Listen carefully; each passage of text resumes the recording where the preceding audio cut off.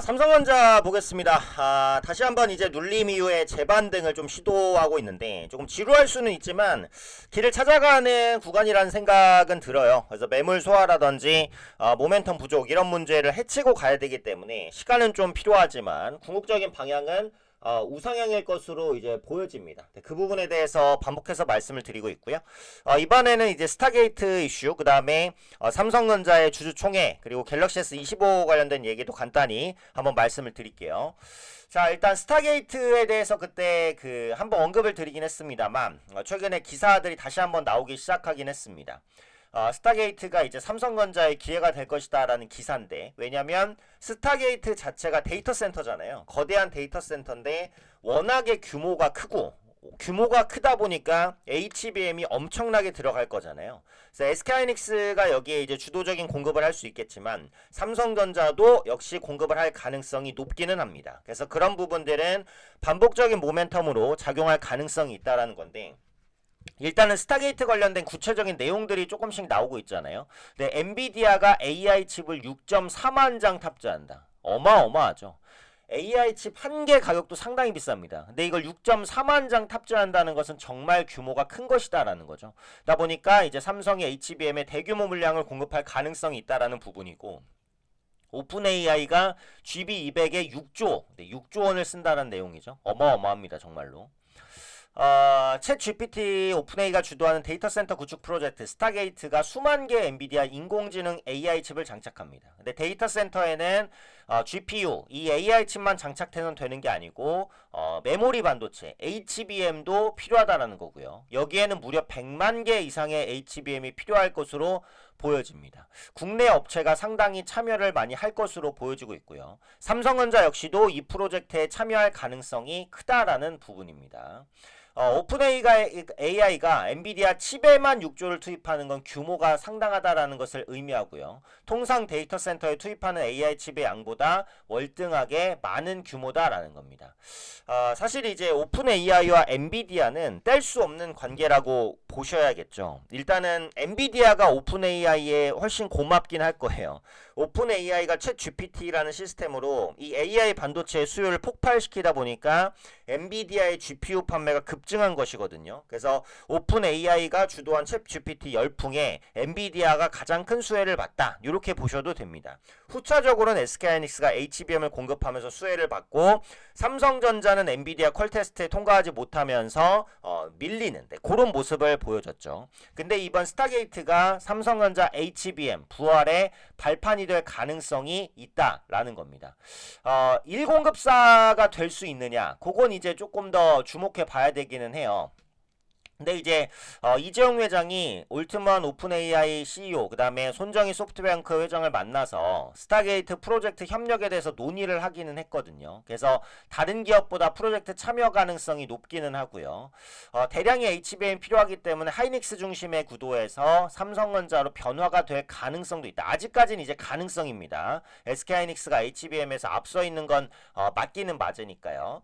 삼성이 1공급사, SK하이닉스가 2공급사가 되면 가장 좋긴 하고, 근데 SK하이닉스가 1공급사가 되고 삼성이 2공급사가 될 수도 있지만, 그렇게 된다고 하더라도 HBM 공급 관련된 이슈는 꾸준하게 진행될 가능성이 높다라는 부분입니다. 그래서 중요한 거는 이제 엔비디아의 퀄테스트 통과 여부인데, 아직은 통과를 못했어요. 아마 올해 안에는 삼성전자가 엔비디아의 퀄테스트를 통과하지 않을까라고 생각을 합니다. 그래서 퀄테스트 통과 이슈가 나오게 된다면 일단 기본적으로 삼성전자 주가 레벨업이 되겠죠.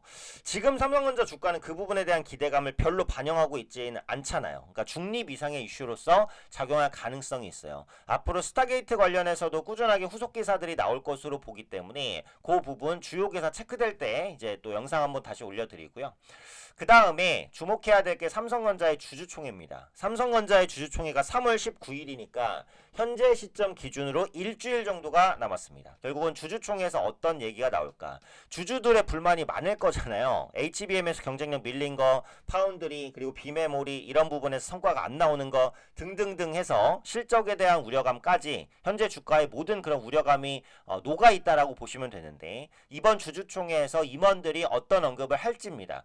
이건 역시도 나쁘지 않은 이슈로 작용할 가능성이 높다라고 보는 게, 일단 지금 기대감이 워낙 없는 수준이니까 있으니까 주주총회에서 어떤 의지 혹은 뭐 신사업 관련돼서 뭐 주주원원 관련돼서 어떤 의지의 표명이라도 있다면 이것은 어찌되었던 간에 이제 주가에는 긍정적인 이슈로 작용할 가능성이 높다라고 보여져요. 그리고 이재용 회장의 이제 사법 리스크가 그동안 좀 컸었는데 이런 사법 리스크가 많이 완화가 됐다라고 볼 수 있는 거잖아요. 그런 관점에서 향후 대규모의 돈이 들어가는 사업에 대한 사인도 좀 원활하게 진행될 수 있다라는 관점에서는 이번 주주총회에서 그런 여러 가지의 이슈들이 좀 나오지 않을까 이런 생각도 들긴 합니다.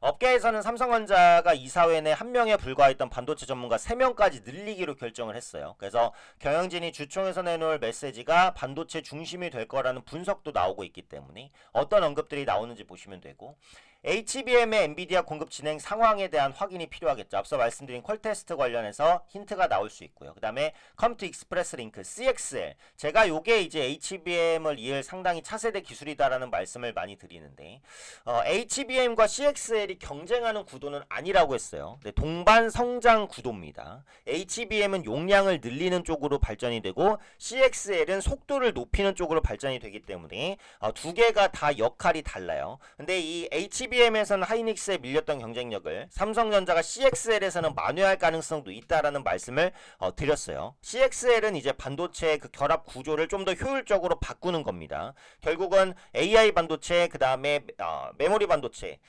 CPU 이런 이제 그 관계가 원활하게 돌아가기 위해서는 통로를 잘 구축해줘야 되는데 그 통로를 좀 더 효율적으로 구축해줘서 좀 더 빠르게 데이터의 이동과 전환 이런 것들이 좀 이루어질 수 있게 한다라는 거죠. 유리기판도 이제 데이터의 그 원활한 통신을 위해서 쓰이는 차세대 기판으로서의 역할을 하니까 CXL과 어떻게 보면은 유리기판이 비슷한 역할을 할 수도 있다라고도 볼 수 있어요. 방식은 좀 다르지만 어쨌든 이 CXL 부분에서의 그 삼성전자의 경쟁력을 충분히 확인할 수 있을 것이다. 그 성과를 내지 못하는 파운드리 부분에서 그리고 비메모리 부분에서의 운용 방안 어떻게 제시할지 그래서 이런 부분들이 삼성전자에 대한 우려감을 좀 줄여줄 수 있을지를 보셔야 되겠고 끝으로 AI에 기반한 신산업에 대한 언급도 분명히 있을 거예요. 그래서 여러 가지 청사진을 제시할 거기 때문에 그동안 이제 조금 주주들의 불만을 좀 누그러뜨릴 내용이 나오는지 그런 부분들이 나온다라고 한다면 주가에 이제 긍정적인 부분 그 영향을 끼칠 가능성도 있을 것이다라는 거고요.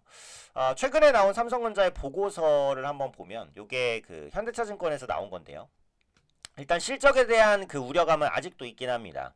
파운드리 적자도 상당히 크게 나타날 것으로 보여지기 때문에 부진한 부분이고 요건 근데 지금까지 반영되었던 거고 갤럭시 S25는 AI 성능이 보강되면서 굉장히 좋은 판매량을 기록하고 있어요. 그래서 스마트폰 부분의 성과는 기대된다. 요거는 제가 예전에 한번 말씀을 드렸죠. 그리고 스마트폰 그 AI 스마트폰이 AI를 그 매출을 소비자로 연결시키는 B2C의 핵심적인 역할을 할 것이다 라는 말씀을 드렸고 그 중심에는 삼성전자가 있습니다. 지금 AI 스마트폰에 가장 앞서가는 기업이 삼성전자라고 보시면 되잖아요. 글로벌 시장 전체적으로 봐도. 그래서 그런 부분들을 봤을 때 S25의 성과가 일정 부분의 도움을 줄 수 있을 거라고 보고요.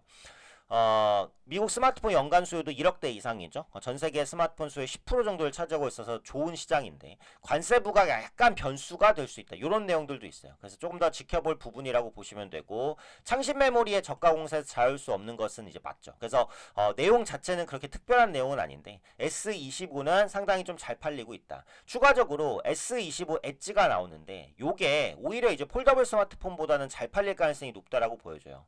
폴더블 스마트폰은 높은 가격, 애플의 폴더블은 300만원이 넘을 것으로 보여지니까 정말 비싸거든요. 폴더블 스마트폰은 높은 가격, 무거운 무게, 그리고 두께 이런 부분에 대한 부담이 있습니다만 엣지는 기능 손실을 최소화하면서 훨씬 더 가볍게 얇게 만들었단 말이에요. 그래서 엣지에 대한 수요는 있을 것으로 보이니까 S25에 이어서 흥행할 가능성은 있어요. 그래서 엣지가 어떤 흥행을 보이는지 뭐 결론적으로 지금 S25는 잘 팔리고 있습니다. 이 부분이고요. 자사주 매입은 제가 자주 보여드리는데 요즘에 삼성전자 다시 자사주 매입 시작했잖아요. 근데 100만 주씩 사다가 이제 110만 주로 늘렸다가 어제랑 그저께는 120만 주까지 샀어요. 그래서 자사주 매입을 하고 있고 자사주 매입 규모가 커지고 있습니다. 네.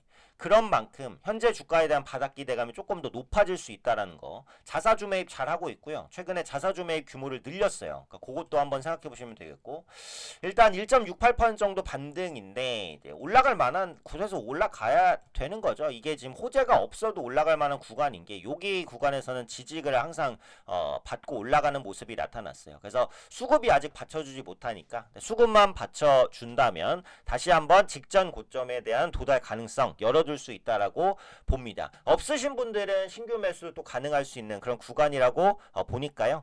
조금 더 긴 시각으로, 긴 호흡으로 좀 지켜보시면 좋지 않을까 그렇게 말씀드리겠습니다.